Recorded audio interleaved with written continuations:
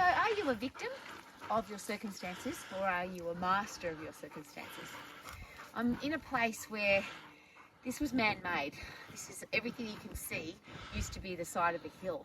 But there was gold in here, so humans came here. There was no heating, there was no electricity, there was no medications or doctors or hospitals. There was no excuses. They just came here to get gold. And they did. They found a lot of gold because they pulled this whole place apart. Well, when I come here, it always helps me, or always encourages me to ask this question. What if there was none of? What would we do without internet? What would we do without social media? What would we do without television, without electronics, without electricity, homes?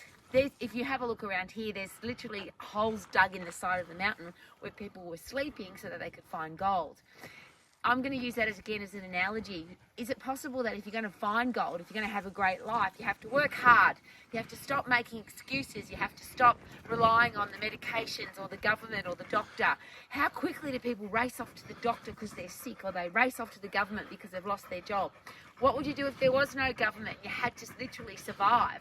What if there was no medical compensation or insurance, and you literally had to work out a way to live like these people did? And I'm sure there's a lot of people that died early, and there's a lot of people that died of falling down the side of a mountain, but I'm sure there's a lot of people that lived out here when they were digging for gold that were really tough, really strong, really hardy, and they were critical thinkers, because obviously they pulled this whole place apart to find gold. They used water to do it, and they used their bare hands. I'm sharing all of that with you because I think we've gotten soft. Every time I come out here, I think, wow, how soft are humans now? We need air conditioning, and I can't exercise, it's too hot, can't exercise because it's too cold. Where I'm standing right now is one of the hottest places in New Zealand in the summer, one of the coldest places in New Zealand in the winter, and people came here because they wanted to find gold.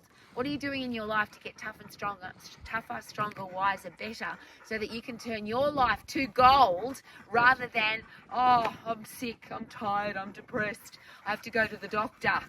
Go to the doctor for the right reason, not just because you've got a little tiny headache or a little sore foot. How about get tough, get strong, live your life to the max, and live the example for our kids? I don't want our kids to grow up in a world where everybody's soft, because our kids will be soft. The world will be a really crappy place, and I want the world to be awesome, just like this. Check it out. Live your life to the max. Woohoo!